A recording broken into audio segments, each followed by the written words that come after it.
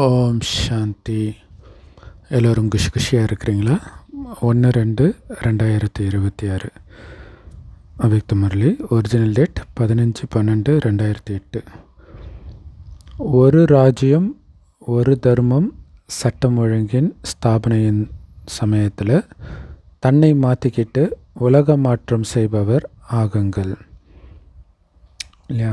ஒரு ராஜ்யத்தின் ஸ்தாபனை, ஒரு தர்மத்தின் ஸ்தாபனை, சட்ட ஒழுங்கின் ஸ்தாபனை நடக்குது. ஸோ அப்போ அந்த மாதிரி இருக்கணுன்னா, உலகமே அப்படி இருக்க போகுதுன்னா உங்களையும் அந்த மாதிரி மாற்றிக்கணும் இல்லையா? ஸோ அப்படியே மாற்றிக்கோங்க. இன்றைக்கி பாப்தாதா தன்னுடைய ராஜ்ய செல்லமான குழந்தைங்களை பார்க்குறேன். இந்த பரமாத்மாவுடைய செல்லம் கோடியில் யாரோ ஒருத்தருக்கு தான் கிடைக்குது. ஸோ அந்த போதை இருக்குதா? கோடியில் ஒருத்தன் நானுன்ற அந்த போதை இருக்குதா?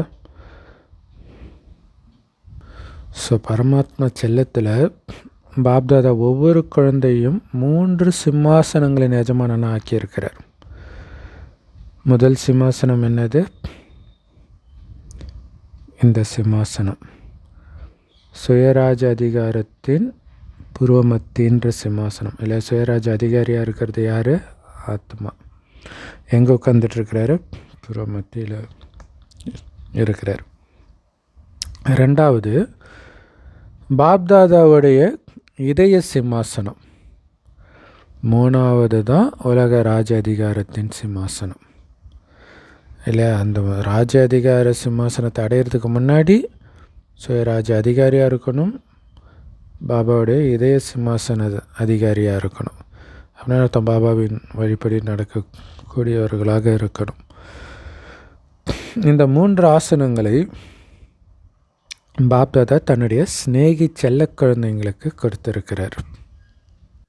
ஸோ அதனால் இந்த 3 ஆசனங்களை எப்போவுமே ஞாபகம் வச்சுக்கணும்.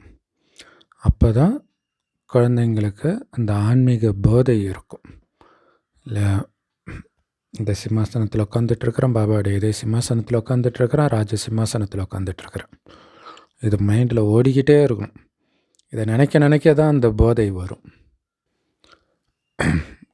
குழந்தைங்க எல்லோரும் பாபா மூலமாக கிடைச்சிருக்கிற ஆஸ்தியை பார்த்து குஷியில் இருக்கிறீங்க தானே? ஸோ உங்கள் மனசில் என்ன பாட்டு ஓடுது? தானாக ஓடிட்டு இருக்குது. ஆஹா பாபா, ஆஹா பாக்கியமே. இல்லை, ஆஹா பாபா, ஆஹா ட்ராமா, ஆஹா எனது பாக்கியமே அப்படின்ட்டு மைண்டில் ஓடிக்கிட்டே இருக்குது. ஏன்னா எது கனவுல கூட இல்லையோ அது இப்போ நடைமுறை வாழ்க்கையில் கிடைச்சிடுச்சு. பாபா இதயத்தில் நான் உட்காந்துட்டு இருப்பேன், ராஜ சிம்மாசனத்தில் உட்காந்துட்டு இருப்பேன்றது கனவுல கூட கிடையாது. அதுக்கு சுயம் பகவானே வந்து சொல்லிக் கொடுப்பார். அது மிகப்பெரிய பாக்கியம். சிம்மாசனத்தோட இந்த சங்கமயுகத்தில் டபுள் கிரீடத்தின் மூலம் பறக்கும் கலையில் அனுபவியாகவும் உங்களை பாபா ஆக்கியிருக்கிறார். இல்லையா? டபுள் கிரீடம் அணிஞ்சாலே பறக்கிறது தான். ஒளி கிரீடம் லேசாக இருக்கிறது. ஸோ அப்போ பறந்துக்கிட்டு இருப்போம் லேசாக இருந்தாலே. ஸோ அதனால் நாலா பக்கமும் இருக்கக்கூடிய குழந்தைங்களுடைய இந்த டபுள் கிரீடதாரி ஸ்வரூபத்தை பார்த்துட்டு இருக்கிறார். ஒன்று தூய்மையின் ராயல்ட்டியின் கிரீடம் இருக்குது. ரெண்டாவது சேவையின் பொறுப்புன்ற கிரீடம் இருக்குது. ஸோ பாபா சொல்கிற அந்த ரெட்டை கிரீடதாரி வந்து ஒன்று சொர்க்கத்தில் தங்க கிரீடமும் தூய்மையின் கிரீடமும் இருக்கும். இங்கே தூய்மையின் கிரீடம் மற்றும் சேவைன்ற அந்த பொறுப்பு கிரீடம். ஸோ பாப்தாதா வந்து குழந்தைங்களுடைய முயற்சியின் வேகத்தை செக் பண்ணுறார். ஏன்னா டைம் எவ்வளோ வேகமாக போகுதுன்றதை நீங்கள் பார்த்துட்டு தான் இருக்கிறீங்க. பாபாவும் பார்க்குறார். ஒவ்வொருத்தருக்கும் பாபா கிட்ட இருந்து ராஜ்ய பாகத்துடைய தன்னுடைய ராஜ்யத்தின் வருங்கால பிராப்திகளினுடைய ஆஸ்தி கிடைச்சிருக்குது. அப்போ வருங்காலத்தில் உங்கள் எல்லாருடைய சமஸ்காரங்களும் இயற்கையானதாகவும் இயல்பானதாகவும் இருக்கும். ஆனால் அந்த சமஸ்காரத்தை இப்போ நாம் அனுபவம் பண்ணணும், நீண்ட காலத்துக்கு அனுபவம் பண்ணணும், இப்போவே சங்கமயுகத்திலே. ஸோ சொர்க்கத்தில் இருக்கக்கூடிய அந்த ராயலான சமஸ்காரம் அது இயல்பானதாக இருக்கும், அதுக்கு உங்களுக்கு எந்த தடையும் இருக்காது. ஆனால் இங்கே அது இயல்பானதாக இருக்க முடியாது இல்லையா? ஏன்னா மாயை பிரச்சனை கொடுத்துக்கிட்டே இருக்கும், எல்லாருக்கிட்டையும் விகாரங்கள் இருக்குது இல்லையா, அசுரகுணத்தை தூண்டிக்கிட்டே இருக்கும். ஆனால் அதுதான் மாயையோட யுத்தம். மாயை ஃபுல்லாக அழித்து நீண்ட காலத்துக்கு அந்த தெய்வீக குணத்திலேயே நீங்கள் நிலைச்சிருக்கணும், அதை அனுபவம் பண்ணணும். ஏன்னா உங்கள் எல்லோருடைய புது சமஸ்காரங்கள் மூலமாக தான் அந்த புது உலகமே உருவாகிட்டு இருக்குது. உலகத்தை குணத்தை மாற்றுவதன் மூலமாக தான் நம்ம உருவாக்குறோம், அதை புரிஞ்சுக்கணும் இல்லையா? எப்படி கலியுகம் ஆயிடுச்சு, நம்ம குணம் அப்படியே மோசமாகிடுச்சு, கலியுகம் ஆயிடுச்சு. இப்போ குணம் நல்லதாகும்போது அது புதுயுகம் ஆகிடும்.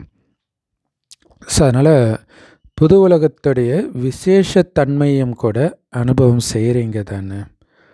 நம்முடைய ராஜ்யத்தில் என்ன இருக்கும் அப்படிங்கிற போதை இருக்குது தானே அப்படின்னு கேட்குறார். உங்கள் மனசு சொல்லுது தானே, நம்ம ராஜ்யம் நம்ம புது உலகம் தோ வந்துடுச்சு அப்படின்னு மனசு சொல்லுது தானே. ஸோ இது ஒரு யாத்திரை இல்லையா? ஒரு கஷ்டமான நாட்டில் இருந்து செல்வ செழிப்பு மிக்க ஒரு நாட்டுக்கு போகிறோம், அந்த போதை இருக்கணும் இல்லையா? இப்போ மற்ற நாடுகளை இந்தியாவில் கொள்ளையடிக்கும் பொழுது இந்தியா அப்போ செல்வ செழிப்பாக இருந்தது, அவங்களுக்கு அது பண்ணுறது தப்பாக இருந்தாலும் இங்கே போனால் நம்ம நிறைய செல்வத்தை எடுத்துகிட்டு வரலான்ற ஒரு சந்தோஷம் இருக்குது அவங்களுக்கு. அந்த மாதிரி அந்த சொர்க்கத்துக்கே நாம் போகிறோம், அப்போ அந்த போதை இருக்கணும். நம்ம ராஜ்யத்துக்கு போகணும், நம்ம அடுத்தவங்க ராஜ்யத்தை கொள்ளையடிக்க போல நம்ம ராஜ்யத்துக்கு போயிட்டு இருக்கிறோம். ஸோ அதனால் புது உலகத்துடைய விசேஷத்தன்மைகள் குழந்தைங்களுடைய புருஷார்த்தி வாழ்க்கையில் எந்த அளவுக்கு எமர்ஜ் ஆகி இருக்குதுன்னு பாப்தாதா பார்க்குறேன் இல்லையா? அங்கே இருக்கிறவங்களுக்கு விசேஷத்தன்மை என்ன இருக்குதோ அது இப்போ எமர்ஜ் ஆகிடுச்சான்னு பார்க்குறேன். அது அந்த தன்மைகள் விசேஷங்கள் என்னென்ன இருக்கும், எவ்வளோ ராயலாக இருப்பாங்க, இதெல்லாம் நீங்கள் தெரிஞ்சிருக்கிறீங்க. புது சமஸ்காரங்கள் மற்றும் புது உலகத்துடைய விசேஷத்தன்மைகள் என்னென்னு உங்களுக்கு தெரியும். எல்லாருடைய புத்தியிலும் புது உலகத்துடைய விசேஷத்தன்மைகள் எமர்ஜ் ஆகி இருக்குது இல்லையா? அதனால் தெரியும் தானே உங்களுக்கு. ஸோ அதனால தான் நீங்கள் அதை பற்றி பாடவும் செய்கிறீங்க, தெரிஞ்சிருக்கிறீங்க.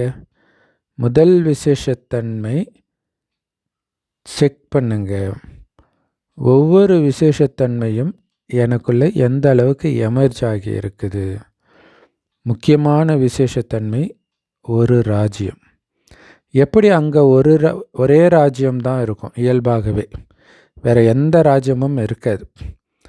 அந்த மாதிரி உங்களுடைய சங்கமயுக வாழ்க்கையிலையும் பாருங்கள், உங்கள் வாழ்க்கையில் ஒரே ராஜ்யம்தான் இருக்குதா அல்லது அடிக்கடி வேறு ராஜ்யம் வந்துடுதா இல்லையா? இங்கே ராஜா யார்? ஆத்மா தான் ராஜா, அதான் சுயராஜ்யம். அல்லது அப்பப்போ மாயாவுடைய ராஜ்யமும் வந்துடுதா? அப்போ எப்படி அதை ஒரே ராஜ்யத்தின் சமஸ்காரம்னு சொல்ல முடியும் இல்லையா? இந்த ஒரு பாட்டு கூட வரும் இல்லையா, ஒன்றே சொல்வார் ஒன்றே செய்வார் உள்ளத்தில் உள்ளது அமைதி. ஸோ ஆத்மா மட்டும் ராஜ்யம் செஞ்சால் அமைதி இருக்கும், புலன்களெல்லாம் ராஜ்யம் செய்யுது, மனசெல்லாம் ராஜ்யம் செய்யுதுன்னா அமைதி போயிடும், உங்களை ஆட விட்டு அழிச்சிடும். எச்சரிக்கையாக இருக்கணும். ஸோ ஒரு ராஜ்யத்தோட இன்னொரு ராஜ்யமும் நடக்கலை தானே. ஆத்மா ராஜ்யம் பண்ணணும், ஆனால் எதன்படி பண்ணணும்? பரமாத்மாவுடைய ஸ்ரீமத் படி பண்ணணும். அல்லது மாயாவுடைய ஆதிக்கமும் அடிக்கடி இருக்குதா? மனசில் மாயாவுடைய ராஜ்யம் இல்லை தானே, மாயாவுடைய ஆதிக்கம் இல்லை தானே. இதை தான் அவங்க சனியின் ஆதிக்கம் ராகுவின் ஆதிக்கம்னு சொல்கிறாங்க இல்லையா? அது இல்லாமல் பார்த்துக்கணும், செக் பண்ணுங்க. ஸோ இதை வச்சு உங்கள் சார்ட்டை செக் பண்ணுங்க. அப்போ சார்ட்டில் இதை எழுதணும், மாயாவின் ஆதிக்கம் எப்போல்லாம் வந்துச்சு அப்படின்ட்டு. இப்போ சங்கமயுகத்தில் ஒரு பரமாத்மாவுடைய ராஜ்யம் இருக்குதா அல்லது மாயாவுடைய ஆதிக்கமும் இருக்குதா அப்படின்னு செக் பண்ணுங்க. செக் பண்ணிங்களா? அப்பப்போ செக் பண்ணிக்கிட்டே இருங்க. ஸோ உங்களுடைய சார்ட் அப்பப்போ செக் பண்ணுறீங்க தானே? இதுவரையிலும் கூட 2 ராஜ்யம் நடக்குது அப்படின்னா, ஒரு ராஜ்யத்தின் அதிகாரியாக எப்படி ஆவீங்க? இல்லை சில இடங்கள்லாம் பார்த்திங்கன்னா 2 சீஃப் மினிஸ்டர்லாம் இருப்பாங்க. அப்போ அது ஒருத்தர் நினைத்த மாதிரியே இருக்காது. இதில் 2 விதமான வழி வந்துடும். ஸோ அப்போ எப்படி நீங்கள் ராஜ்யத்தின் அதிகாரின்னு சொல்ல முடியும் 2 ராஜ்யம் இருந்தால்? ஏன்னா ஸ்ரீமத்தோடு சேர்த்து மாயாவுடைய வழிமுறையும் கலந்துடுதே. அப்படி கலக்குதா? செக் பண்ணுங்க. ஸோ அதே மாதிரி ஒரு தர்மம் ஒரு ராஜ்யம் இருக்குது அப்படின்னா ஒரு தர்மம் தான் இருக்கும். ஒரே ஒரு ராஜ்யம் இருந்தால் ஒரு தர்மம் தான் இருக்கும். தர்மம்னா என்ன? தாரணை. உங்களுடைய விசேஷ தாரணை என்ன?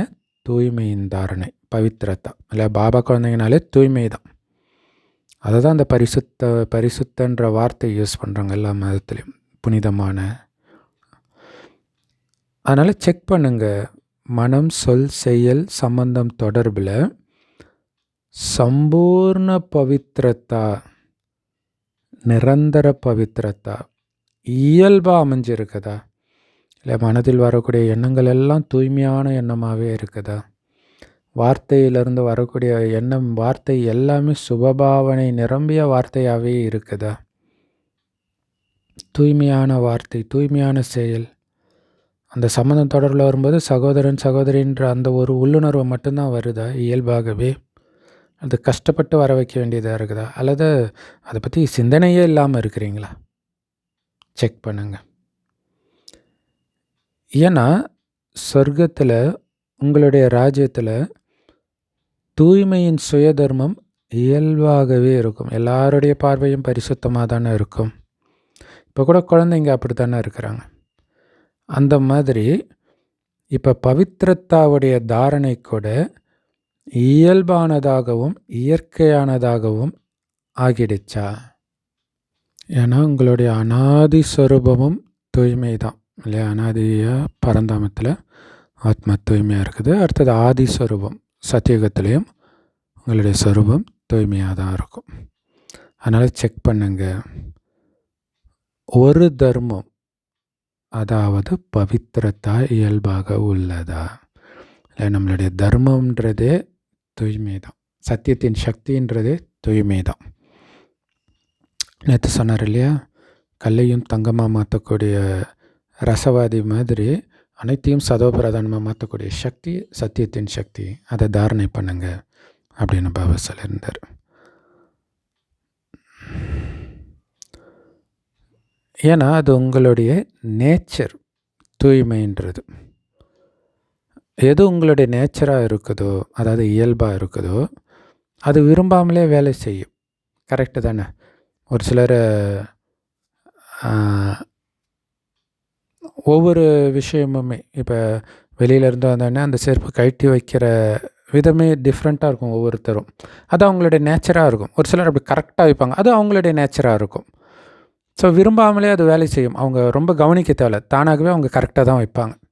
அந்த மாதிரி தூய்மை உங்களுடைய நேச்சர். அது விரும்பாமலே தானாகவே வேலை செய்யும். ஏன்னா குழந்தைங்க பலர் ஆன்மீக உரையாடல் பண்ணும்பொழுது என்ன சொல்கிறாங்கன்னா, ரொம்ப இனிமையிலும் இனிமையான விஷயங்களை பேசுகிறாங்க, சொல்கிறாங்க. என்ன சொல்கிறாங்கன்னா, நான் விரும்பலை, ஆனால் சில நேரம் மனசில், சில நேரம் வார்த்தையில் ஏதாவது ஒரு அப்பவித்திரத்தாவுடைய அம்சம் எமர்ஜ் ஆகிடுது. அழுக்கு, தூய்மையின்மை விஷயங்கள், விகார விஷயங்கள் வெளிப்பட்டுடுது மனசுலையோ அல்லது வார்த்தையிலையோ. ஏன்னா சமஸ்காரம் பல ஜென்மத்து சமஸ்காரம் என்ன இல்லையா, அவ்வளோ சீக்கிரம் போயிடாது இல்லையா அப்படின்னு தனக்குத்தானே சமாதானம் சொல்லிக்கிறாங்க. ஸோ ஒரு தர்மம் அப்படின்னா அதோடைய அர்த்தம் பவித்ரத்தாவுடைய தாரணை இயற்கையாகவும் இயல்பாகவும் இருக்கணும், நிரந்தரமாக இருக்கணும். அதுக்கு பேர் தான் ஒரு தர்மம். வார்த்தையில் ஆவேசம் வந்தால் கூட எனக்கு கோபம் இல்லை, கொஞ்சம் ஆவேசப்பட்டுட்டேன் அப்படின்னு சொல்கிறாங்க. சரி, ஆவேசம்னா என்ன? கோபத்துடைய குழந்தை தானே. அதனால் எந்த விகாரம் வந்தாலும் தூய்மை கிடையாது இல்லையா? கோபம் வந்தாலும் தூய்மை கிடையாது. அப்போ எப்படி ஒரே தர்மத்தின் சமஸ்காரம் இயல்பானதாக இருக்கும்? எப்போ இயல்பானதாக உருவாக்குவீங்க? செக் பண்ணுங்க இல்லையா? இப்படியே கொஞ்சம் கொஞ்சம் கொஞ்சமாக இருந்தால் எப்போ அது உங்களுடைய ஏன்னா இயல்பான குணமாக இருந்தால் கோபம் வராது. அதனால் செக் பண்ணுங்க. செக் பண்ணுறதன் கூடவே பாபா கிட்ட கிடச்சிருக்கிற சக்தி மூலமாக சேஞ்ச் பண்ணவும் செய்யணும் இல்லையா? இது தப்புன்னு தெரிஞ்சிருச்சு, அதை மாற்றணும். பாப்தாதா முதல்ல இருந்தே எச்சரிக்கை கொடுக்கிறார். செக் பண்ணி மாற்றுவதற்காக தீவிர முயற்சி பண்ணுங்க அப்படிங்கிறார். ஏன்னா அதுக்கு இப்போ கொஞ்சம் நேரம் இருக்குதுன்றார் இல்லை? 2008 வந்த முரளி. இப்போ ரொம்ப ரொம்ப ரொம்ப கம்மியாக தான் இருக்குது நேரம். இப்போவும் மாற்றலைன்னா எப்போ மாற்றுவீங்க? அதுதான் சொல்கிறார், கொஞ்சம் நேரம்தான் இருக்குது. அது தீவிர முயற்சின்னு என்ன அர்த்தம்? உடனடியாக மாற்றணும். கொஞ்ச நேரத்துக்கு பிறகு என்ன ஆகிடும்? திடீர்னு டூலேட் போர்டு போடப்பட்டுடும். பிறகு ஐயோ பாபா சொல்லவே இல்லையே அப்படின்னு சொல்லக்கூடாது. அதனால் பாபா சொல்கிறார், முயற்சி செய்கிற நேரமெல்லாம் எப்பயோ போயிடுச்சு. இப்போ தீவிர முயற்சி பண்ணுறதுக்கான நேரம் நடந்துகிட்டு இருக்குது இல்லையா? நடக்கிறது ஓடுறது கிடையாது, பறக்கிற நேரம். பறக்கிற மாதிரி இருக்கணும் உங்களுடைய முயற்சி. அதனால் செக் பண்ணுங்க. செக் பண்ணால் மட்டும் பத்தாது, சேஞ்ச் பண்ணுங்கள் இல்லையா? உங்கள் குறைகளை தெரிஞ்சுக்கிட்டீங்க, உடனே அந்த குறையை கட் பண்ணணும். அடுத்த செகண்டே பகுத்தறிஞ்சு நிர்ணயம் பண்ணணும் இல்லையா? தப்புன்னு பகுத்தறிகிறீங்க, இப்போ நிர்ணயம் பண்ணணும், டிட்டர்மினேஷன். அந்த உறுதித்தன்மையோடு அந்த குணத்தை தூக்கி எறிஞ்சிடணும். நிறைய பேர் செக் பண்ணுறாங்க, ஆனால் மாறுவதற்கான சக்தி இல்லை. அதனால் செக் பண்ணுறதும் மாறுறதும் ஒரே நேரத்தில் நடக்கணும். உங்கள் எல்லாருடைய ஸ்வமானம் அல்லது மகிமை என்ன? அதாவது டைட்டில் என்ன? மாஸ்டர் சர்வசக்திவான் இல்லையா? அல்லது வெறும் சக்திவானா? சர்வசக்திவான் தானே. மாஸ்டர் சர்வசக்திவான் நான் அப்படின்னு நினைக்கிறவங்க கையை உயர்த்த சொல்கிறார். எல்லோரும் கை உயர்த்திருக்கிறாங்க, நல்லது. அதனால் நீங்கள் மாஸ்டர் சர்வசக்திவான் இல்லையா? வாழ்த்துக்கள். ஆனால் மாஸ்டர் சர்வசக்திவானாக இருக்கிறவங்க தன்னையே மாற்றிக்க முடியலன்னா என்னன்னு சொல்ல முடியும்? அவங்கள எப்படி மாஸ்டர் சர்வசக்திவான்னு சொல்ல முடியும்? இல்லை, தன்னுடைய குணத்தை எப்போ வேணாலும் அதுக்கேற்ற மாதிரி மாற்ற முடியணும். இப்போ தான் மாஸ்டர் சர்வசக்திவான். உங்களுடைய சமஸ்காரங்களை, இயல்பை நீங்கள் மாற்ற விரும்புகிறீங்க, ஆனால் முடியலை அப்படின்னா என்னென்னு சொல்ல முடியும்? மற்றவங்களுடைய குணத்தில் உங்கள் குணத்தை தானே மாற்ற சொல்கிறோம். அதையே முடியலைன்னா என்னன்னு சொல்கிறது? அதனால் உங்களை நீங்களே கேளுங்க. இல்லை, இங்கே நம்ம மற்றவங்கள மாற்றுற வேலை கிடையாது, நம்மளை மாற்றுறது தான். அப்போ உங்களை நீங்களே கேளுங்க, நான் மாஸ்டர் சக்திவானா அல்லது மாஸ்டர் சர்வசக்திவானா? மாஸ்டர் சர்வசக்திவான்னா செய்யணும்னு சங்கல்பம் பண்ணார், நடந்துருச்சு. அதுதான் மாஸ்டர் சர்வசக்திவான். ஆகட்டும் பார்க்கலாம், இது இருக்காது இல்லையா? ஆகட்டும் பார்க்கலாம், ட்ரை பண்ணுறேன், அந்த நினச்ச மாத்திரத்தில் முடிஞ்சிடுச்சு, அவ்வளோதான். கதம் ரஜினி பாபா படத்தில் அது நமக்கு ஏற்ற பாயிண்ட்டு. கதம் முடிஞ்சு போச்சு, அவ்வளோதான். அதோட அந்த பக்கம் திரும்பி பார்க்கக்கூடாது. எரிச்சாச்சு. போகி பண்டிகை தான். ஒவ்வொரு அசுர குணத்துக்கும் போகி பண்டிகை, கொளுத்திடணும், அழிச்சிடணும். அதனால் இப்போத்தைய ரிசல்ட் இப்படி தான் இருக்கணும். நேரத்துக்கு ஏற்ப என்ன யோசிச்சிங்களோ அப்படியே அதன் சொரூபமாயிடணும் இல்லையா? எண்ணம் வரும்போதே அதன் சொரூபமாக நீங்கள் மாறிடணும். இது 2008 டிசம்பர் முரளி, கடைசி மாதம் இல்லையா? அடுத்த புது வருஷம் வரப்போகுது, அவ்யக்த வருடம் வரப்போகுது. அவ்வியக்தமாகி 40 வருஷம் ஆகுது. அப்போ அவ்வியக்த பாலனை மற்றும் வியக்த ரூப பாலனைக்கு 72 வருடங்கள் முடிஞ்சிடுச்சு. அதாவது யஜ்யம் ஸ்டார்ட் பண்ணி 2008 72 வருஷம் கம்ப்ளீட் ஆயிடுச்சு. பாபா அவ்வியக்தமாகிய 2008 பார்த்திங்கன்னா 40 வருஷம் ஆயிடுச்சு. அப்போ 2 தந்தையுடைய பாலனையும் கிடைச்சிது. சாக்கார தந்தை பாலனை, அவ்வியக்த தந்தை பாலனை கிடைச்சிது. இது இல்லாமல் சிவபாபா பாலனையும் கிடைக்குது, பிரம்மபாபா பாலனையும் கிடைக்குது. 2த்துக்கும் பிரதிபலன் பாப்தாதாவுக்கு கொடுக்க மாட்டிங்களா? இல்லை, அந்த குணத்தை மாற்றுறதுக்கு தான் அவர் பாலனை பண்ணார். அதோடைய ரிசல்ட்டு இவ்வளோ உழைச்சி என்ன பிரயோஜனம் அப்படின்ற மாதிரி அப்பா அம்மா சொல்லுங்களா, இவ்வளோ கஷ்டப்பட்டு படிக்க வச்சு என்ன பிரயோஜனம்? அந்த மாதிரி நான் இத்தனை வருடம் படிக்க வச்சேனே, அதற்கான பிரதிபலன் ரிசல்ட்டு காட்ட மாட்டிங்களா? யோசிச்சு பாருங்கள். பாபா உங்களுக்கு கொடுத்த பாலனை என்ன, ஆனால் ரிசல்ட்டில் என்ன வந்திருக்குதுன்னு யோசிச்சு பாருங்கள். இப்போ கூட குழந்தைங்க கிட்ட கவனக்குறைவு இருக்குது, ராயலான சோம்பல் இருக்குது. அது என்ன ராயலான சோம்பல்னா, ஆகிடும், பார்த்துக்கலாம், ஆகிடுவோம், நாம் போய் சேர்ந்துடுவோம், அந்த இலக்கை சென்று அடைஞ்சிடுவோம். இது ராயலான சோம்பல் இல்லை. அதாவது போயிட்டு தான் இருக்கிறோம், போக தானே செய்கிறோம். அப்படி அதிவேகத்தில் போகணும், ஒரு வைராக்கியம் அப்படி இல்லை. அடுத்தது கவனக்குறைவு அப்படின்னா, செஞ்சுட்டு தானே இருக்கிறோம், இந்த மாதிரி பிரச்சனைலாம் நடந்து தான்ப்பா ஆகணும், இதை செஞ்சு தான் ஆகணும் அப்படின்னு சொல்கிறாங்க. அப்போ சொல்கிறதுலையும் செய்கிறதுலையும் வித்தியாசம் வந்துடுது. பாப்தாதா ஒரு காட்சியை பார்த்து சிரிக்கிறார். குழந்தைங்க என்ன பண்ணுறாங்க தெரியுமா? இது ஆகிடும் தானே, இவர் செஞ்சிடுவார் தானே, அப்போ நம்ம முன்னேறி போக முடியும்.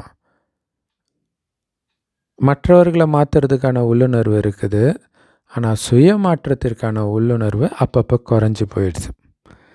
இப்போ மற்றவங்கள பார்க்குறது அந்த உள்ளுணர்வை மாற்றிடுங்க. பார்க்கணுன்னா மற்றவங்களுடைய விசேஷத்தன்மையை மட்டும் பாருங்கள், மற்றவங்களுடைய குறையை பார்க்காதீங்க. ஸோ இதெல்லாம் நடக்க தானே செய்யுது, இவரும் தானே இந்த தப்பு பண்ணுறாரு. ஸோ இந்த மாதிரி பாவனையை குறைச்சிடுங்க. நான் பண்ணாத ஒரு விசேஷ குணம் அவர்கிட்ட என்ன இருக்குது, அதை ஃபாலோ பண்ணுங்கள், பலகீனத்தை கிடையாது. ஸோ உங்களை பார்க்கணும், பாபா முன்னாடி வைக்கணும். லட்சியம் என்ன? பாபா மாதிரி சமமாகிறது தான் லட்சியம், மற்றவங்க மாதிரி சமமாகிறது கிடையாது. மற்றபடி யாராக வேணாலும் இருக்கட்டும், மகாரதியாக கூட இருக்கட்டும், ஆதி ரத்தினமாக இருக்கட்டும், அல்லது பாதியில் வந்தவங்களாக இருக்கட்டும், கண்டிப்பாக முயற்சியில் ஏதோ ஒரு குறை இருக்க தான் செய்யும். இல்லை, அதனால தான் முரளி கொடுத்து கொஞ்சம் கொஞ்சமாக மாற்றுறார். குறையற்றவர்களாக கிடையாது யாரும். ஸோ கடைசியில் தான் அந்த நிலையை அடைவாங்க. அதனால் பர்ஃபெக்டாக இருக்கிறாங்கன்னா அது பாபாவை பாருங்கள், 2 பாபாவையும் பாருங்கள், சிவபாபாவையும் பாருங்கள், பிரம்ம பாபாவையும் பாருங்கள். ஸோ எப்போ பாபா உங்களை தன்னுடைய இதய சிம்மாசனத்தில் உட்கார வச்சாரோ, நீங்களும் பாபாவை உங்கள் இதய சிம்மாசனத்தில் உட்கார வச்சிங்களோ, அப்போ உங்களுடைய ஸ்லோகன் என்ன? பாபாவை மட்டும் பார்க்கணுங்கிறது தான். சகோதரனை பாருங்கள், சகோதரியை பாருங்கள் கிடையாது, அப்பாவை தான் பார்க்கணும். சகோதரன் சகோதரியை பார்க்கக்கூடாது. ஏன்னா எல்லாருக்கிட்டேயும் இப்போவும் ஏதோ குறைகள் இருக்க தான் செய்யுது. அதனால் மற்றவங்களை பார்க்குறதா இருந்தால் அவங்களுடைய விசேஷத்தன்மையை மட்டும் பாருங்கள்.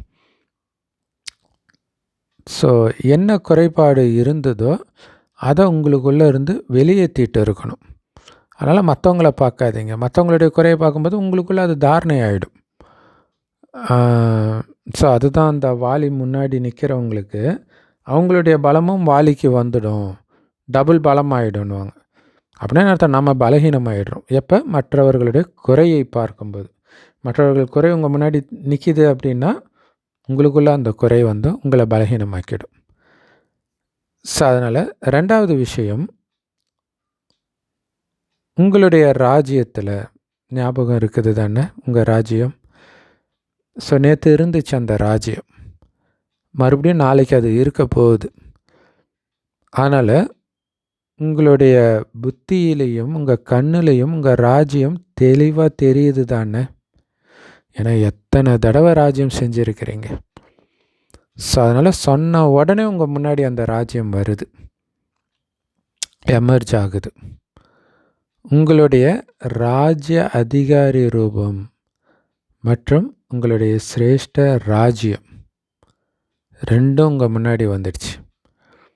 எப்படி உங்களுடைய ராஜ்யத்தில் தானாகவே சட்ட ஒழுங்குப்படி தான் நடக்கிறாங்க எல்லாருமே.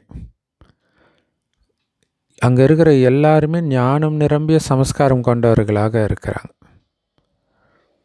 அவங்களுக்கு சட்டம் எது ஒழுங்கு எதுன்றதை தெரிஞ்சிருக்கிறாங்க. அதே மாதிரி இப்போவே உங்களுடைய வாழ்க்கையில் பாருங்கள், பாபாவுடைய கட்டளைப்படி நான் நடக்கிறேன்னா, இல்லை இங்கே பாபா கொடுக்குற விதிப்படி நாம் இப்போ நடக்கிறது தான் அங்கே இயல்பாகவே அதன்படி தான் நடப்போம், சட்டப்படி தான் நடப்போம். ஸோ இப்போ செக் பண்ணுங்கள், பாபாவுடைய கட்டளைப்படி நான் நடக்கிறேன்னா, அல்லது சில சமயம் மாயாவுடைய கட்டளைப்படியும் நடந்துடுறேன்னா அப்படின்னு செக் பண்ணுங்கள். சில சமயம் பாபாவுடைய கட்டளைப்படியும், அதாவது ஸ்ரீமத் படியும், சில சமயம் பரமத் படியும் அல்லது மன்மத் படியும் நடக்கிறீங்களா செக் பண்ணுங்கள். ஸோ ஸ்ரீமத் தவிர வேறு எந்த வழியிலும் நடக்கலை தானே, செக் பண்ணிக்கிட்டே இருக்கணும். சரி, சட்டப்படி நடக்கிறது. சட்டம்னா என்ன? கவலையற்ற மகாராஜாவாக இருக்கிறது தான் சட்டம். என்ன ஆனாலும் கவலையற்ற மகாராஜா. இல்லை ஒரு கோபம் வருதுன்னா அந்த கோபத்துக்கு காரணம் ஏதோ ஒன்று உங்களை கவலைப்படுத்துகிற மாதிரி ஏதோ ஒரு விஷயம் இருக்குது, அதனால் கோபம் வருது. கவலையற்ற மகாராஜா இருந்தால் எப்படி கோபம் வரும்? இல்லையா? காமம் கோபம் எல்லாமே விரக்தியின் வெளிப்பாடு தான். ஸோ கவலையற்ற மகாராஜா மிகப்பெரிய டைட்டில் நமக்கு. எந்த ஒரு கவலையும் நமக்கு கிடையாது, ஏன்னா எல்லா பிராப்திகளும் நமக்கு இருக்குது. அதனால் செக் பண்ணுங்கள், சங்கமயுகத்துடைய மிக உயர்ந்த ஜென்மம் இது, பிராமண ஜென்மம். ஸோ இந்த ஜென்மத்தில் எல்லா பிராப்திகளும் இருக்கணும் தானே. ஸோ பாபா கொடுத்தது எல்லாம் பகவான் நமக்கு கொடுத்த பிரசாதம். அப்போ பிரசாதத்துக்கு எவ்வளோ மகத்துவம் வைப்பாங்க. பாபாவுடைய பிராப்திகள் என்னென்னலாம் கிடைச்சிருக்குதோ அது பிரபுவுடைய பிரசாதமாக கிடைச்சிருக்குது. பிரபு பிரசாதத்துடைய மகத்துவம் இருக்குதா? அந்த மகத்துவம் இருக்கும்போது அதை பார்த்து பார்த்து வச்சுக்குவோம் இல்லையா? ஆஸ்தியும் இருக்குது, அதிகாரமும் இருக்குது இல்லையா? பாபாவுடைய பிரசாதன்றது பாபா கொடுக்குற குணங்கள், ஞானத்தின் மூலமாக கிடைத்த குணங்கள். ஏன்னா சரி இது பாபாவுக்கு வச்ச போகு பண்ணிட்டு ஒரு மாதம் கழிச்சு வச்சு சாப்பிட்றது கிடையாது. ஏன்னா பாபா பிரசாதன்றது அப்படி நிறைய பேர் தப்பாக புரிஞ்சுக்கிறாங்க. அப்படி இருக்கக்கூடாது. நமக்கு பிரசாதம் மெயின் இது தான், அதெல்லாம் பக்தி மார்க்கத்துடைய விஷயங்கள், அந்த பிரசாதன்றது. ஸோ பிரபு பிரசாதத்துடைய மகத்துவம் இருக்குதா? நமக்கு ஆஸ்தியும் இருக்குது, அதிகாரமும் இருக்குது, பிரசாதமும் இருக்குது. அதனால் செக் பண்ணுங்க, சட்டம் ஒழுங்கு 2ம் நிரம்பி இருக்குதா உங்களுடைய ஒவ்வொரு நடத்தையிலும் அப்படின்னு செக் பண்ணுங்க. பாப்தாதா ஒவ்வொரு விஷயத்தையும் பார்த்துட்டு இருக்கிறார். ஸோ பெரும்பான்மையானவர்களை மாற்றுறதுக்கான சக்தி கிடைச்சிருக்குது. அந்த பரிவர்த்தனை சக்தியை கரெக்டாக அந்த நேரத்தில் காரியத்தில் கொண்டுட்டு வந்தீங்கன்னா எந்த கடின உழைப்பும் இல்லை. எப்போ மாற்றணுமோ அந்த செகண்ட் டக்குன்னு மாற்றிடணும். கொஞ்சம் பழைய குணமே இருந்துட்டு அப்புறம் மாற்றுறது தான் கஷ்டம். எந்த விகாரமும். கொஞ்சம் அந்த கோபத்தின் வசமாயிட்டிங்கன்னா அதுக்கப்புறம் அதுலேருந்து வெளில வராது. வெடித்து செதற பிறகு தான் வருவீங்க. காமமும் அப்படி தான். ஸோ அதனால் சொல்கிறேன், அந்த செகண்டே மாற்றிட்டிங்கன்னா கடின உழைப்பு பண்ண தேவையில்ல. பாருங்கள், எல்லாருக்கும் அனுபவம் இருக்குது. ஸோ எப்பயாச்சும் மாயாவினால் எந்த விதமான தோல்வி ஏற்பட்டாலும் எல்லா சொற்பொழிவிலும் என்ன சொல்கிறீங்க? கிளாஸ் எடுக்கிறீங்க இல்லையா? என்ன சொல்கிறீங்க? 2 வார்த்தை தான் மனிதனை உயர்த்துது, அதே 2 வார்த்தை தான் மனிதனை உயர்த்தவும் செய்யுதுன்றீங்க. ஸோ என்ன 2 வார்த்தை? எல்லாருக்கும் ஞாபகம் இருக்குல்ல? நான் மற்றும் எனது. நான் யார் தெரியுமா? அது என்னோடது. இதுதான் மனுஷனை வீழ்த்தவும் செய்யுது. தப்பாக புரிஞ்சிக்கும் போது கரெக்டாக புரிஞ்சுக்கிட்டிங்கன்னா இதுவே உயர்த்தவும் செய்யும் இல்லையா? நான் ஆத்மா, என்னுடையவர் ஒரு பரமாத்மா அப்படின்னா உயர்ந்துடுவீங்க. அதை தவிர்த்து நான் ஆத்மான்றதை மறந்து எதை நீங்கள் நான்னாலும் விழுந்துடுவீங்க. பாபாவை தவிர்த்து எதை நீங்கள் என்னுடையதுன்னாலும் விழுந்துடுவீங்க. ஸோ அதை தானே சொற்பொழிவில் சொல்கிறீங்க. பாப்தாதாவும் உங்கள் கிளாஸ் எல்லாம் கேட்குறாரு. ஸோ என்ன சொல்கிறீங்க? இந்த 2 சொற்களை பரிவர்த்தனை சக்தியின் மூலமாக பரிவர்த்தனை செய்யுங்கன்றீங்க. எப்பெல்லாம் நான்ன்ற வார்த்தையை சொல்கிறீங்களோ அப்பெல்லாம் நான் இன்னார் அப்படின்னு, அல்லது நான் பிராமணனாக இருக்கிறேன் இல்லையா? பிராமணன் அப்படின்னாலே ஆத்ம உணர்வில் இருக்கிறேன்னு அர்த்தம். அந்த சுவாமானம், தூய்மையான ஆத்மா, இதய சிம்மாசனதாரி ஆத்மா, இதெல்லாம் நான்.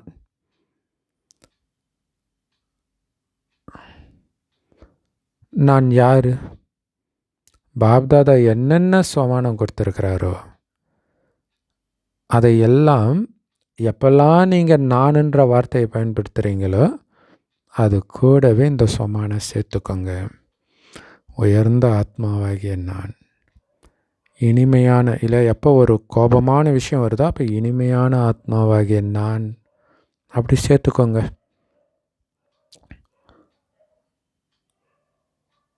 அல்லது புத்தியில் கொண்டுட்டு வாங்க, வாயை திறந்து சொல்லாட்டினா கூட. நான் சொன்னாலே சுவாமானம் ஞாபகம் வந்துடணும். அந்த மாதிரி அதை ப்ராக்டிஸ் பண்ணணும் திரும்ப திரும்ப. அதே மாதிரி என்னுடையது அப்படின்ற வார்த்தையை சொன்னாலே பாபா ஞாபகம் வந்துடணும். மேரா பாபா. இது உங்களுடைய இயற்கையான நினைவாயிடணும். இந்த மாற்றத்தை செஞ்சிடுங்க போதும். அப்புறம் இன்னொரு விஷயம், ஸோ எப்போல்லாம் அதிகமாக சம்பந்தம் தொடர்பில் வரீங்களோ மற்றவங்களோட, அப்போ 2 சொற்கள் மூலமாக தான் மாயா வருது. ஒன்று பாவ், இன்னொன்று பாவனை. அதாவது உணர்வு மற்றும் பாவனை. ஸோ எப்பெல்லாம் அந்த உணர்வுன்ற வார்த்தை வருதோ அப்போ ஆன்மீக உணர்வு இருக்கணும். அதுதான் நான் ஆத்மான்ற அந்த உணர்வு தான் முதல்ல ஞாபகம் வரணும். உடல்ன்ற உணர்வு இருக்கக்கூடாது. அடுத்தது பாவனை அப்படின்னாலே சுபமான பாவனை மட்டுமே இருக்கணும் மற்றவர்கள் மேலே. இல்லை, தன்னை பற்றி நினைக்கும்போது ஆத்மான்ற உணர்வு, பிறரை பற்றி நினைக்கும்போது சுபமான உள்ளுணர்வு, இதுதான் இருக்கணும். ஸோ சொல்லின் அர்த்தத்தையே மாற்றிடுங்க. இல்லை, நான் யார் தெரியுமா, நான் ஆத்மா அப்படின்னு மாற்றிடணும். ஏன்னா உங்கள் டைட்டிலே உலகத்தையே மாற்றம் செய்யக்கூடியவர், விஸ்வ பரிவர்த்தக். அப்போ உலகத்தையே மாற்றக்கூடியவருக்கு ஒரு சொல்லுடைய அர்த்தத்தை மாற்றுறது என்ன கஷ்டமா? அதனால் அந்த நேரத்தில், தேவையான நேரத்தில் டக்குன்னு இந்த பரிவர்த்தனை சக்தியை பயன்படுத்தி பாருங்கள். ஸோ இப்போ ரொம்ப லேட்டாக மாற்றுறீங்க இல்லையா? அடி உதையெல்லாம் வாங்கி திட்டிட்டு சண்டை போட்டுட்டு அதுக்கப்புறம் ஐயோ சண்டை போட்டேனே, மாற்றி இருக்கலாமே அப்படின்னு லேட்டாக ஞாபகம் வருது. ஸோ அந்த டைம் முடிஞ்ச பிறகு மனம் யோசிக்குது, ஐயோ நான் இதை பண்ணியிருக்கக்கூடாதுன்ட்டு. ஆனால் டைம் போயிடுச்சே, டெஸ்ட் பேப்பரில் ஃபெயில் ஆகிட்டீங்களே, இல்லை டெஸ்ட் பேப்பர் முடிஞ்சிச்சு, அவ்வளோதான். அதனால் இப்போ தீவிர வேகத்துடைய அவசியம் இருக்குது. அதனால் எப்போதாவது பார்த்துக்கலாம், இல்லை இப்போவே டக்கு டக்கு டக்கு டக்குன்னு முடிக்கணும். அதனால் அதிக நேரம் இருக்குது அப்படின்னு நினைக்காதீங்க. ஏன்னா பாபா என்ன சொல்லியிருக்காரு, கடைசி நேரம் எப்போ வரும்ன்றது நம்பிக்கை யாருக்குமே கிடையாது. திடீர்னு விளையாட்டு முடிஞ்சிடும், அச்சானக் திடீர்னு சங்கமேகமே முடிஞ்சிடும்னு சொல்லிட்டார். நமக்கு முடிஞ்சிட்டாலே முடிஞ்சிச்சு தான், அவ்வளோதான். ஸோ குழந்தைங்க நிறைய பேர் பாபா கிட்ட ரொம்ப இனிமையான விஷயங்களை பேசுகிறாங்களாம். பாபா கொஞ்சம் அந்த டைம் நெருக்கத்தில் அந்த யுத்தம் அதெல்லாம் வரும் இல்லையா, அப்போ எங்களுக்கு அது வைராக்கியம் வந்துடும் பாபா அப்படின்றாங்களாம். ஸோ அதனால் அந்த நேரத்தில் தானாகவே தீவிர முயற்சி வந்துடும் பாபான்றாங்களாம். ஆனால் பாபா என்ன சொல்கிறாருன்னா, நீண்ட காலத்தின் பயிற்சி தேவை. கொஞ்ச நேரம்தான் பயிற்சி பண்ணுறீங்க அந்த கடைசி நேரத்தில் தான் அப்படின்னா, பிராப்தியும் கொஞ்ச நேரத்துக்கு தான் கிடைக்கும். முழு 21 பிறவிக்கு பிராப்தி உருவாகாது. ஸோ அதனால் பாப்தாதாவுடைய 3 வார்த்தைகளை ஞாபகம் வைங்க. ஒன்று அச்சானக் அப்படின்னு அர்த்தம், திடீர்னு அப்படின்னு அர்த்தம், திடீர், சடன்லி. ஸோ எது வேணாலும் எப்போ வேணாலும் திடீர்னு நடக்கலாம். ரெண்டாவது, அதுக்கு நீங்கள் எவர் ரெடியாக இருக்கணும். திடீர்னு நடந்தாலும் தயார் நிலை, எவர் ரெடி. மூன்றாவது, நீண்ட கால பயிற்சி, நீண்ட காலமாக தயார் நிலையில் இருக்கணும். ஸோ இந்த 3 சொற்கள் எப்போவுமே ஞாபகம் வச்சுக்கணும் இல்லையா. இதுதான் ரொம்ப முக்கியமானது. மிலிட்ரி மேனுக்கு அந்த துப்பாக்கி எவ்வளோ முக்கியமோ அந்த மாதிரி நம்முடைய ஆயுதம் திடீர்னு வரும். நான் தயாராக இருக்கிறேன், நீண்ட காலமாக தயாராகத்தான் இருக்கிறேன். ஸோ எந்த நேரத்துலையும் யாருக்கு வேணாலும் கடைசி நேரம் வரலாம். இல்லை இப்போலாம் பார்த்திங்கன்னா ரொம்ப ரொம்ப சின்ன வயசு சிஸ்டர்ஸ்லாம் இறக்குறாங்க, சென்டர் இன்சார்ஜ் சிஸ்டர்ஸ்லாம் பார்க்குறோம், ஆச்சரியமாக இருக்குது. அப்போ இது நமக்கு எச்சரிக்கை இல்லையா. இப்போ பாருங்கள், எத்தனை பிராமணர்கள் போய்கிட்டே இருக்கிறாங்க சரீரத்தை விட்டு. அவங்க யோசிச்சுருப்பாங்களா இவ்வளோ சீக்கிரம் பிரிய வேண்டிய நேரம் வந்திருக்கோன்ட்டு. ஸோ அந்த நேரம் அலட்சியமாக இருந்திருப்பாங்க கண்டிப்பாக இல்லையா. இது பார்த்துக்கலாம். அப்போ அவங்களுக்கு எவ்வளோ பெரிய ஷாக்காக இருக்கும். ஸோ அதனால் நீண்ட கால முயற்சியின் மூலம் முழு 21 பிறவிக்கான ஆஸ்தியை அடைஞ்சே தீரணும். அதுக்கு நீண்ட கால பயிற்சி இருக்கணும். இந்த தீவிர புருஷார்த்தத்தின் நினைவில் இருங்க இல்லை. நீண்ட காலமாக தீவிர முயற்சி, அது மெயினாக இன்றைக்கி சொல்கிறது. முயற்சி பண்ணுற டைம் முடிஞ்சிச்சு, தீவிர முயற்சி, அந்த ஞாபகம் இருக்கட்டும். உங்கள் ராஜ்யத்துடைய முதல் நம்பர், அதில் முதல் பிறவி எடுக்கணும். ஸோ என்ன யோசிச்சு இருக்கிறீங்க? முதல் பிறவிலே வரணும் தானே, ஆரம்பத்திலே, சத்தியுகத்தின் தொடக்கத்திலே. ஏன்னா எதில் மஜா இருக்கும்? மஜானா சந்தோஷம். எதில் சந்தோஷம் இருக்கும்? முதல் பிறவிலையா அல்லது லேட்டாக வர்றது இல்லையா?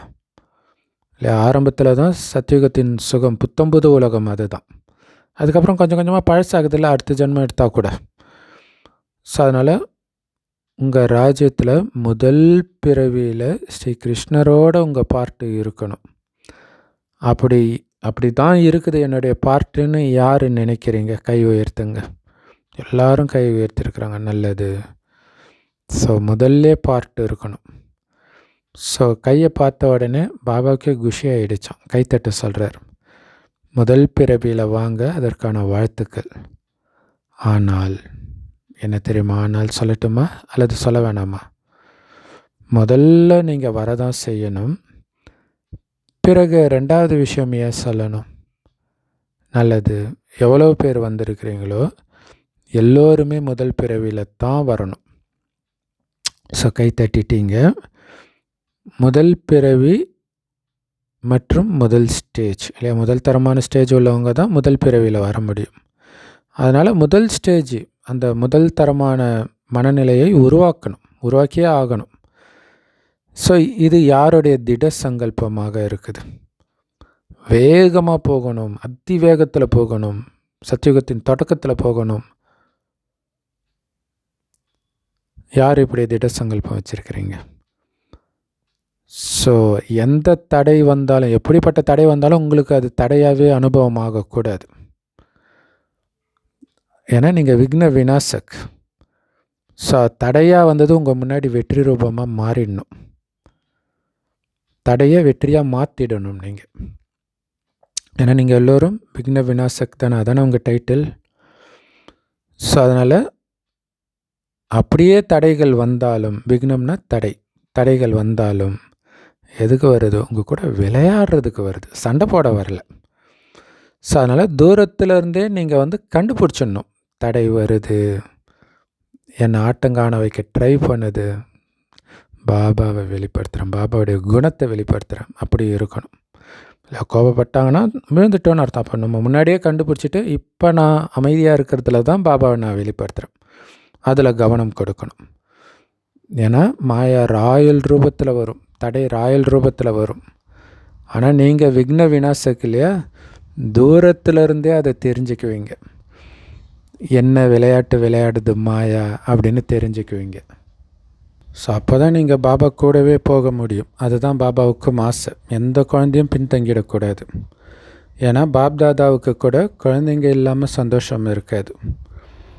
அதனால் உறுதித்தன்மையை ஒருபோதும் பலவீனமாக்கக்கூடாது, ரொம்ப எச்சரிக்கையாக இருக்கணும். இல்லை வீண் எண்ணமே வர விடக்கூடாது, செஞ்சே ஆகணும். சரி இந்த ஒரு தடவை மாயக்கிட்ட தோத்தா என்ன அப்படின்னு நினைக்கக்கூடாது, ஒரு செகண்டு கூட தோல்வி அடைய விடக்கூடாது, ஒருபோதும் பலவீனமாக்கக்கூடாது. உங்களுடைய உறுதித்தன்மையை செஞ்சே ஆகணும். அதனால் பார்த்துக்கலாம் அப்படின்னு எதிர்காலத்தில் பார்த்துக்கலான்னு சொல்லக்கூடாது, இப்போவே. ஸோ ஏன்னா உறுதித்தன்மை தான் வெற்றிக்கான சாவி. அந்த திட்டமான எண்ணம், செய்து முடித்தே தீருவேன், இதுதான் லௌகீகத்தில் வெற்றி பெறுபவர்களுக்கும் ஆன்மீக வாழ்க்கையில் வெற்றி பெறுபவர்களுக்கும் ஒரே சாவி தான், திடத்தன்மை இல்லையா. அவன் சோறு தண்ணி இல்லாமல் உழைப்பான், அந்த வெற்றியை நோக்கி ஜெயிச்சிடுவான். ஸோ ஏன்னா அந்த உறுதித்தன்மை, எதை வேணாலும் இழப்பேன் ஆனால் நான் செய்கிற காரியத்தில் பின்வாங்க மாட்டேன். அதே தான் இங்கேயும் இல்லையா, மாயாவை அழிக்கிறதுல நான் பின்வாங்க மாட்டேன். ஏன்னா அதில் ஜெயிக்கிறது பெரிய விஷயம் கிடையாது, இங்கே ஜெயிக்கிறது தான் பெரிய விஷயம். உறுதித்தன்மை தான் வெற்றிக்கான சாவி. இந்த சாவியை ஒருபோதும் தொலைச்சிடாதீங்க. ஏன்னா மாயா ரொம்ப தந்திரமானது, அது சாவியை தான் தேடுது. அதனால் இந்த சாவியை நல்லபடியாக பாதுகாத்து வைங்க. உங்ககிட்டேருந்து அந்த சாவியை திருடுறதுக்கு ட்ரை பண்ணும் மாயா, உறுதித்தன்மையை இழக்க வைக்க ட்ரை பண்ணும். எச்சரிக்கையாக வச்சுருங்க, நல்லது. வரதானா பரிவர்த்தனை சக்தியின் மூலமாக அனைவரின் நன்றிக்கு பாத்திரமாக ஆகக்கூடிய விக்னங்களை வென்றவர் ஆகுங்கள். அதுக்கு விளக்கம், யாராவது உங்களுக்கு அபகாரம் செய்கிறாங்க அப்படின்னா, என்ன கெடுதல் பண்ணுறாங்க அப்படின்னா கூட நீங்கள் ஒரு வினாடியில் அந்த அபகாரத்தை கூட உபகாரமாக பரிவர்த்தனை செஞ்சிடுங்க. ஏன்னா எல்லாத்துலேயுமே நன்மை இருக்கும், அதுதான் முக்கியமான விஷயம். யாராவது தங்களுடைய சமஸ்கார சுபாவ ரூபத்தில் டெஸ்ட் பேப்பராகி உங்கள் முன்னாடி வராங்க அப்படின்னா, ஒரு பாபாவுடைய நினைவின் மூலமாக அந்த மாதிரி ஆத்மாவுக்காகவும் கூட இரக்க மனதின் சிரேஷ்ட சமஸ்கார சுபாவத்தை தாரணை செய்யுங்க. இல்லை நீங்கள் பாபா நினைவிலே மூழ்கி இருக்கும்பொழுது தான்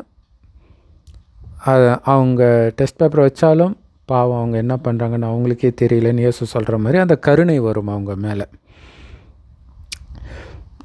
யாராவது தேகதாரி திருஷ்டியோடு உங்கள் முன்னாடி வராங்க அப்படின்னா, அவங்களுடைய திருஷ்டியை ஆன்மீக திருஷ்டியாக பரிவர்த்தனை செஞ்சிடுங்க. இல்லை உங்களுடைய பார்வை வெறும் ஆத்மாவில் இருந்துச்சுன்னா தானாகவே அவங்களுடைய பார்வையும் ஆத்மாவுக்கு போயிடும். ஸோ இல்லை குறிப்பாக தேகதாரி திருஷ்டினா என்ன அர்த்தம், காமம் சார்ந்த உள்ளுணர்வோடு வராங்க அப்படின்னா, ஆத்மா சகோதரன்ற அந்த உள்ளுணர்வில் பார்க்கும்போது தானாகவே அது அவங்களுடைய அந்த சலனமும் மாறிடும். ஸோ இந்த மாதிரி பரிவர்த்தனை செய்கிறதுக்கான யுக்தி வந்துடுச்சுன்னா, தானாகவே விக்னங்களை வென்றவர் ஆகிடுவீங்க. சரி, அப்பப்போ டக்குன்னு மாற்றிடணும். அதனால தான் நீங்கள் பழைய படங்கள், அந்த புராண கதைகள்லாம் பார்த்திங்கன்னா அம்பு விடுவாங்க அசுரர்கள், அப்படியே நெருப்பாக வரும். தேவர்கள் அம்பு விடுவாங்க, அது தண்ணியாக வந்து அதை அணைச்சிடும். அதான் பரிவர்த்தனை சக்தி இல்லையா? அப்படியே அதை ஆப்போசிட்டாக மாற்றுறது. அப்போ விக்னங்களை ஜெயிச்சிடுவீங்க. பிறகு தொடர்பில் வந்த அத்தனை ஆத்மாக்களும் உங்களுக்கு நன்றி சொல்வாங்க. ஆஹா, எனக்கு எதிராக இல்லாமல் என் மீது சுபபாவனை வைத்து என்னை மாற்றி இருக்கிறாங்களே அப்படின்னு நன்றி சொல்லுவாங்க. ஸோ இதோடைய நினைவு தான் பார்த்திங்கன்னா ஒரு அசுரர்களும் ராமரால் வீழ்த்தப்பட்டு இறக்கும்போது அப்புறம் மறுபடியும் வெளில வந்து நான் தேவனாக இருந்தேன், நல்ல வேலை, எனக்கு முக்தி கொடுத்துட்டீங்க, நன்றி சொல்லிட்டு போவாங்க. ஸோ அங்கே கொல்றதுன்றது ஞானத்தினால அவங்களுடைய தேக உணர்வை அழிக்கிறது. ஸோ அப்படி தேக உணர்வை நீங்கள் அழிக்கணும் பரிவர்த்தனை சக்தியின் மூலமாக. அதுதான் இங்கே முக்கியமான விஷயமே.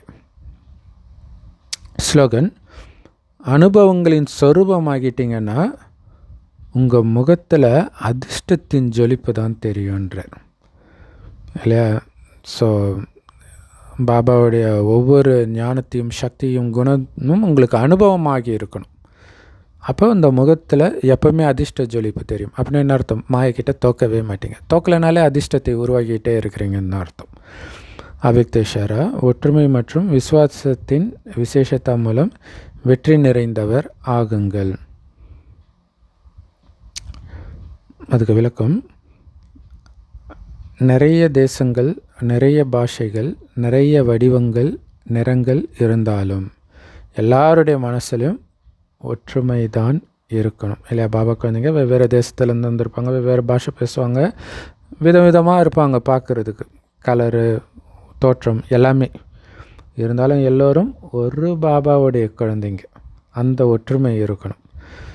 ஸோ எல்லோரும் ஒரு மரத்துடைய கிளைகள், ஒருவருடைய ஸ்ரீமத் படி நடக்கக்கூடியவர்கள். ஸோ வேற்றுமையில் ஒற்றுமைன்றது இங்கே தான். ஸோ இங்கே நாம் பண்ணுற மிகப்பெரிய சேவை என்ன தெரியுமா? வேற்றுமையில் ஒற்றுமையாக இருந்து காட்டுறது, கெட்டுப்போனவரை சீர்திருத்துறது, எல்லோருக்குள்ளேயும் ஒற்றுமை கொண்டுட்டு வர்றது. இதுதான் மிகப்பெரிய சேவை. இதுதான் உண்மையான அற்புதமும் கூட. இதுதான் வெற்றிக்கான ஆதாரமும் கூட. ஸோ அதுக்கு பரிவாரத்தின் மீது அசைக்க முடியாத நம்பிக்கை இருக்கணும். கண்டிப்பாக மாறிடுவாங்க. ஏன்னா அவங்க எங்கே மாற போகிறாங்கன்ற அந்த எண்ணமே வரக்கூடாது அப்படின்னு சொல்கிறார். அதுதான் விசுவாசத்தின் விசேஷத்தை மூலமாக தான் ஒற்றுமை வரும். விசுவாசனா நம்பிக்கை வைக்கிறது. ஓம் சாந்தி. Love you Bap Dada. Thank you Bap Dada. குஷியாக இருங்க, குளிர்ச்சியாக இருங்க.